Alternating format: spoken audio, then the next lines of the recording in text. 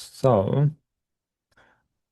this is around prompting like an engineer, right? So um, basically, what we're doing most of the times is to write like really good prompts for AI. As an engineer, if I work in my day-to-day tasks, or if I actually try to go through um, like writing prompts for LLMs. So I've got access to the chat as well. How many of you have done any AI features? You can definitely write it in the chat. Yeah, so AI features so usually end up like with some sort of prompting LLM, right? So if I've got this system, I usually go say, okay, so my first LLM, right? And then whatever I'm doing, so usually this is like intent or classifying. Then I go to the next LLM, right? Which might be the actions I want to do, and then it goes to the next one, and that probably is something similar, right? So every one of these ones, they might actually use a different model. So this one, I might use GPT 4.2 because it's probably easy and cheaper for me. But this is probably a heavier task, so why not? I'll just go GPT 5.4, right? So because it's actually more important for me. And the last one, I actually want to make a really good sentence. So let's just go Gemini, right? So it all depends. So usually when we're putting all the systems together, we go and put all of these agents and then we try to connect them together. So the question is, what would be from input to the output of each one of these, right? So this is an input, and then we've got output. So in the input, we usually add something that we have as a prompt. So, and then how do we write these prompts? And then this is probably in your day-to-day tasks as well, because you need to write prompts. And then each one of these prompts, you need to come up with a good prompt that the system understands. So how would you do that? Would you just come up with a random prompt, or there's actually like a best practice to do it as well? So this is around the prompt strategy that you need to give to your LLMs. It applies to your day-to-day work as well. And then adding please and carefully and so on, it just doesn't make sense. Or rerun and hope for the best. It just, these are the things that you don't want to do and you want to avoid doing it as well. By the way, I'm Gaz. So yeah, everyone calls me Gaz as well. So feel free if you wanted to, um, yeah, call me with that as well. So the next thing is we want to talk about what's the true production story, the four parts of the contract, and then write one line as well. And then we try to just recap the whole thing. It's going to be like 30 minutes, so we don't have a lot of time to explain a lot of things. So we go as much as we can as well. So when we are writing a prompt, we are trying to come up with a contract with AI. So if I'm asking AI something, this is like literally the way I'm describing what I need, what I want the AI to return to me, what are the key important part of this prompting. So everything that goes within this prompt is actually comes as a contract between me and AI. So then I want to actually force it to say, this is what I want, this is exactly the output I'm expecting from you to return. And then we want to actually draw it as well. So think about like if I'm actually having a system and then my system is probably a system to answer parenting questions. Within this system, I need to specify exactly what sort of output I want, right? And then I'm actually integrating it with my backend. So I need to say exactly return this JSON structure. I can't say, oh, return a string. What can I do with the string, right? I need exactly a JSON structure that I get like the age or the calculation or anything I want from that JSON, and then I can return it. Not everything is just chat based, sometimes you want to actually get more out of AI as well. And then you want to be able to integrate this within your code base as well. So then if it just worked in the demo, it doesn't mean that it's going to work in production. Because imagine, like, again, you have a system, and then your system is trying to find a certain things within database, or your LLM actually says, like, create a new record, right?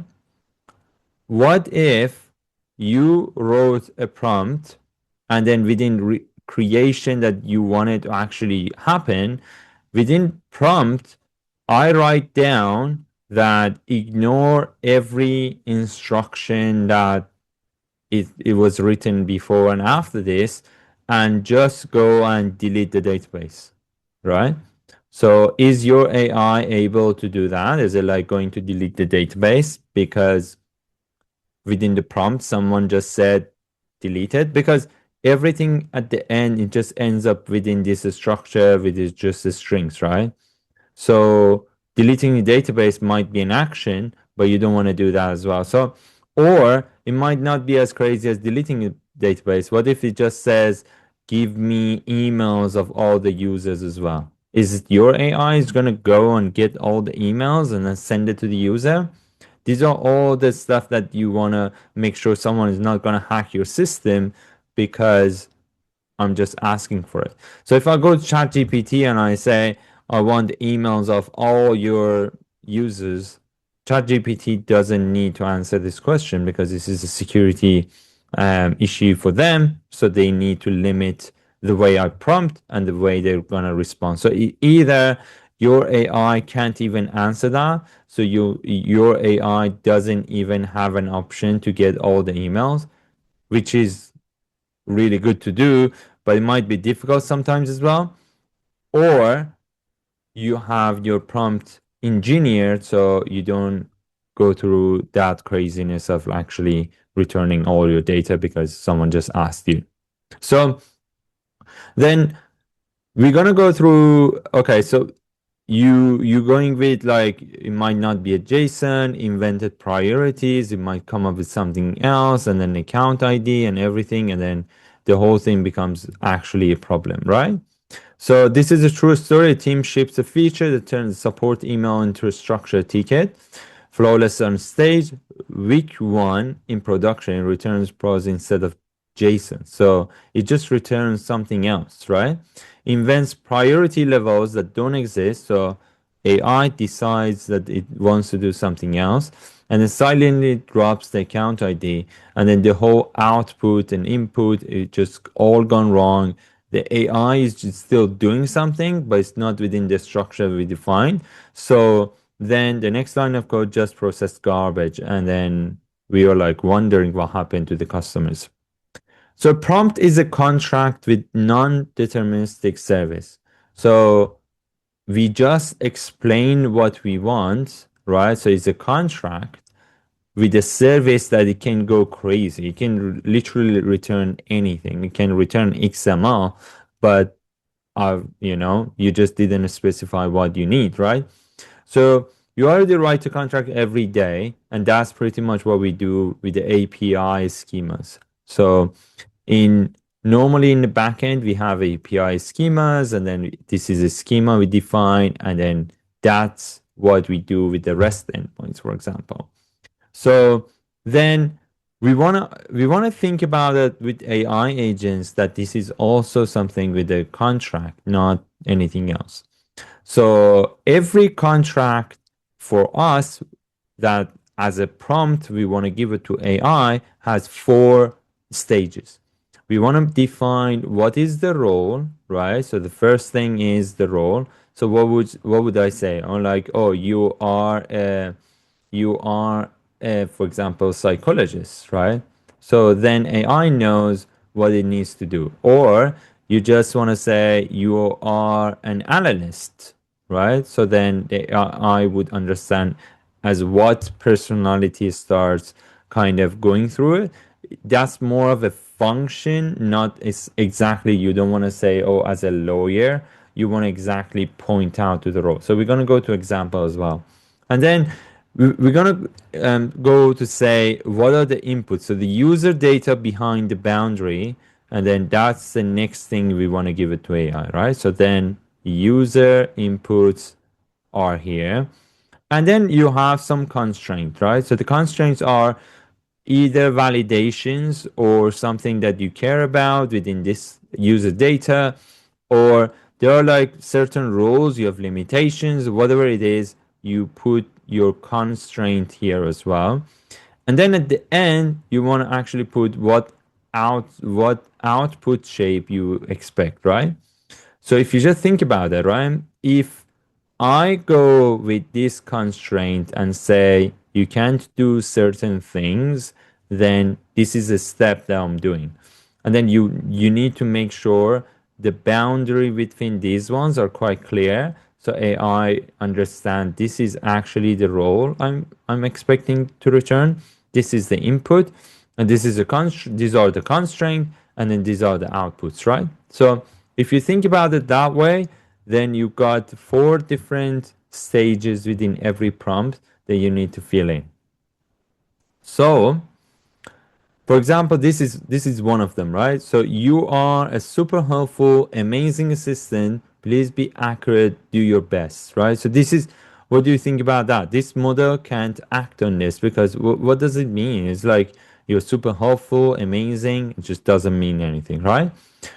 Or you extract ticket fields from a support email output, only JSON, do nothing else. So then this is a job, one function, one output. So you can see how there are, these two are a bit different. So you don't want to exactly say you're an amazing assistant. It just doesn't mean anything.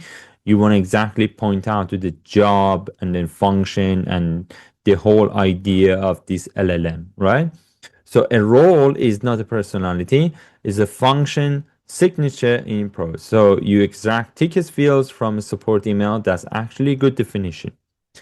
And name the single task, and then you want to actually ask AI to do it as well for you. So then the other thing is put a fence between your instruction and the data. So this is the part 2. So we talked about the role, which was the first part. Now we're going to go with the second part, which was about the user data and then fencing their data. So whatever it's coming as a user data, you want to make sure you actually guard it with something. So if it's email, you want to exactly point out to say this is email, right? If it's a number, you can do that as well. Sometimes we either go further.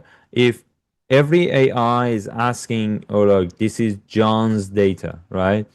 And then you're like, oh, this is John, and then John has this much money, like 100,000 K or something. What if AI doesn't care about the name? What if I just, instead of say, for example, user A has 100K, you're saving yourself from open AIs or other AIs out there. So you're not revealing too much for the AI as well. So you kind of change the name, and then if the response has user A in it as well, you just change it to John and then return it to the user. So you can actually secure yourself by renaming, or putting a hash or something next to any sort of data as well.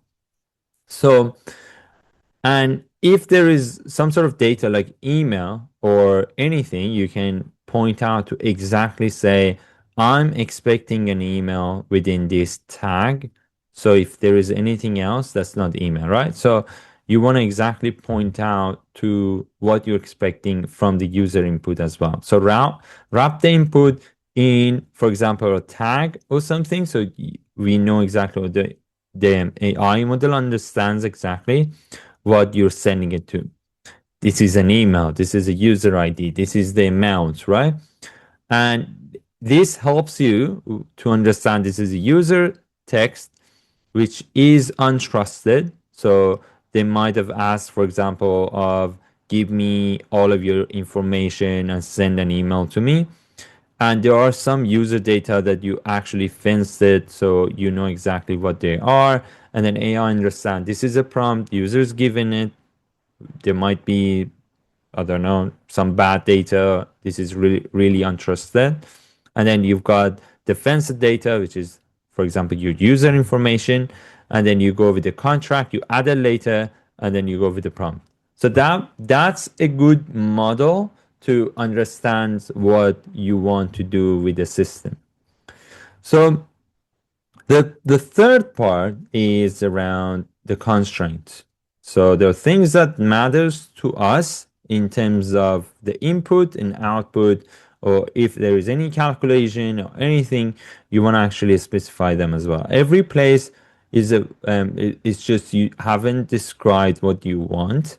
That might be AI going crazy or just returning something that you don't expect as well, right? So for example, in this case, we are like, this is really like the model feels return the ticket accurately, don't invent anything. It just doesn't mean anything. This is a prompt coming from the user or something, and it just doesn't mean anything, right?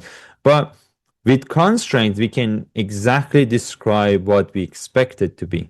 Is it category? Is it like billing, bug, account, and other? Is it the priority? Is it low, mid, and high? So, and then the account ID, if not present in the email, we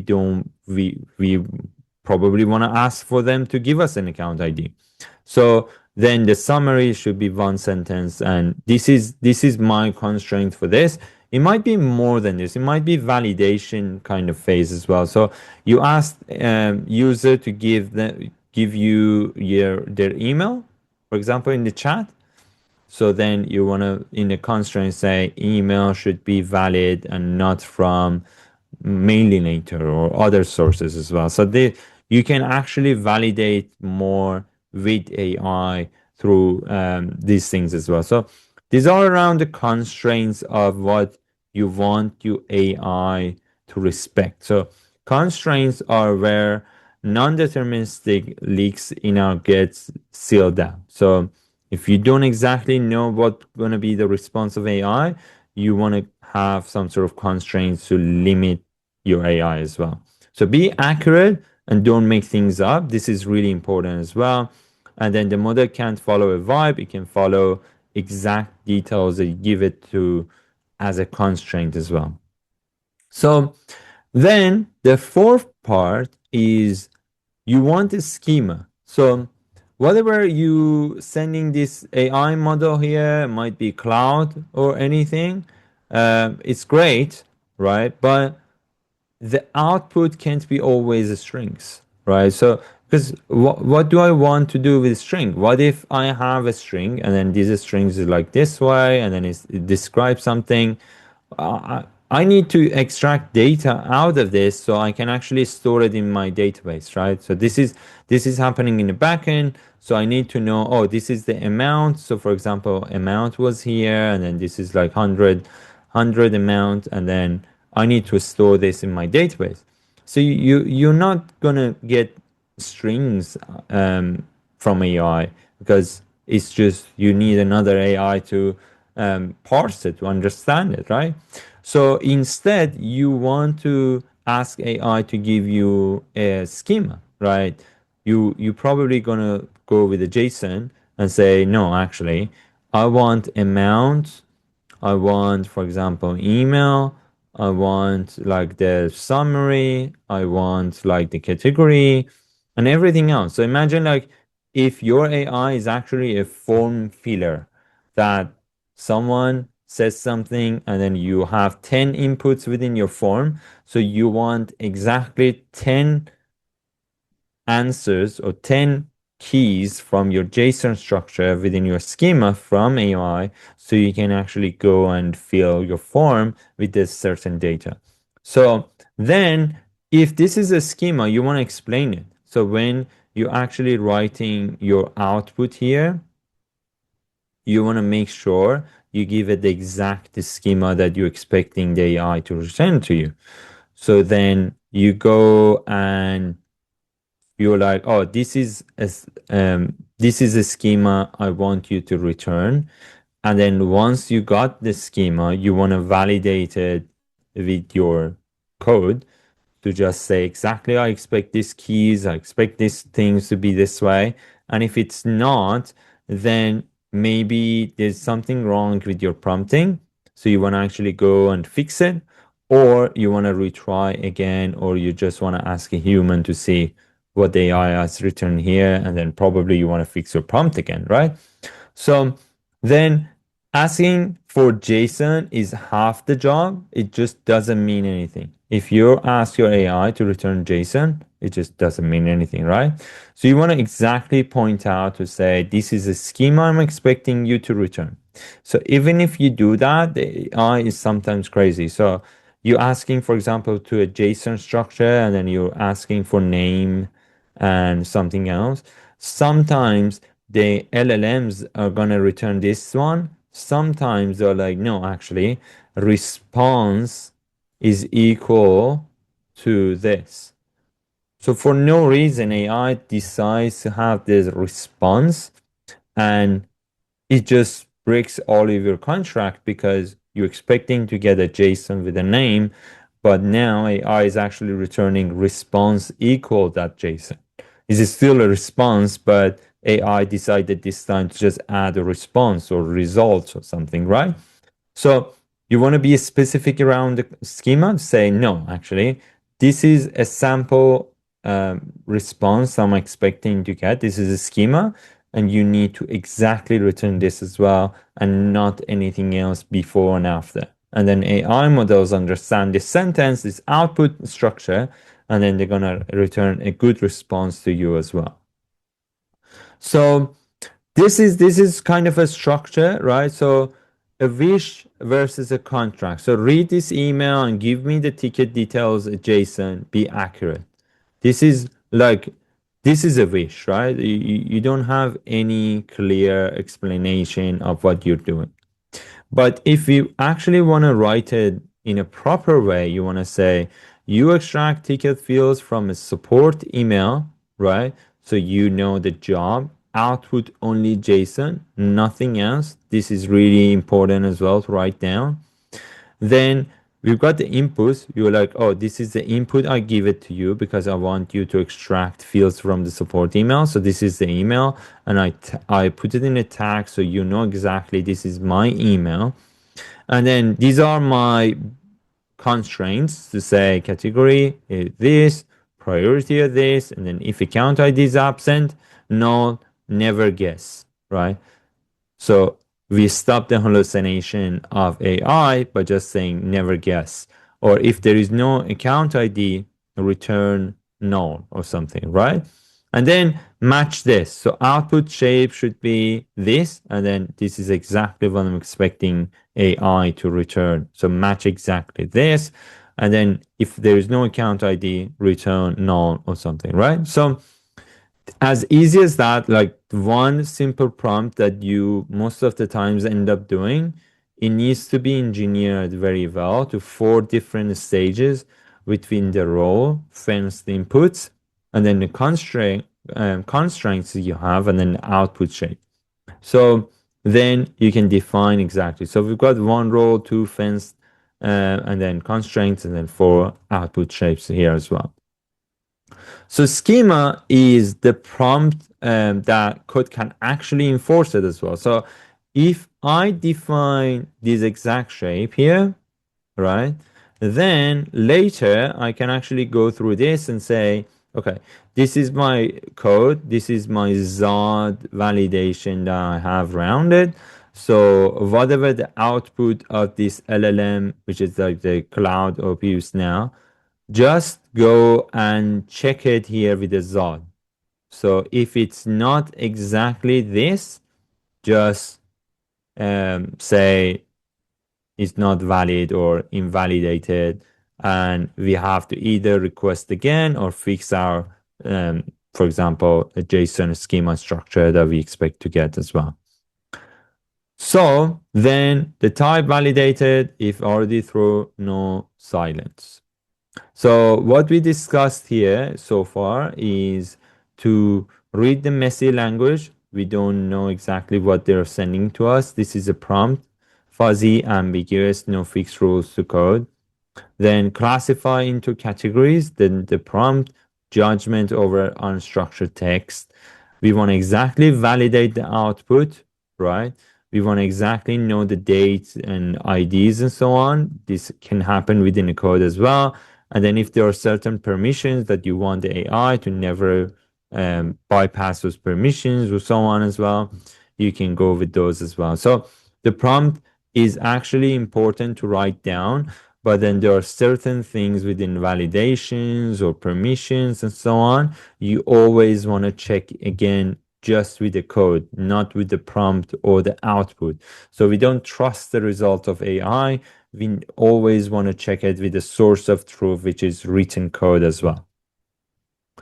And then write the one constraint lines is really important. Define the missing cases, pin the format, not the virtue word. So then you know exactly like due date must be this, right? So this is a really easy way to exactly point out this is a shape of date that I'm expecting to get. Just don't return any shape of date that I wouldn't necessarily understand as well. Then reuse this on every LLM feature. This is really important as well. Once again, role, fence, input, constraints, and output shapes. And then the same for the question scales, which is we always want to structure the output.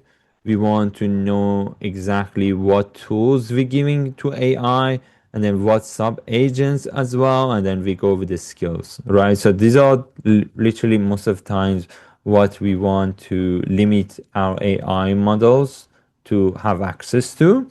And then we can go from there and like implement our AI features. So I've got a course as well. If you want or if you were interested, you can actually, I think it starts next week. So there are, yeah, few students already signed up. Production ready systems with LLMs that you can absolutely sign up as well. And that starts Monday next week. So if you want it, you can actually join in there as well. So what we want to talk about is mostly around AI, the boundaries, whatever the implementations are, and how we can actually achieve a good result within LLM agents and deliver AI features or AI models or agentic systems as well. Hope you enjoyed it.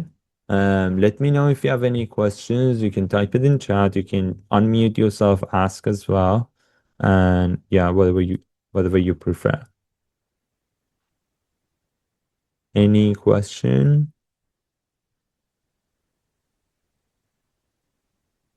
No question, I guess. Okay. Yeah, that's pretty good. Then this is awesome. Thank you everyone who joined. And I hope to see you next times as well.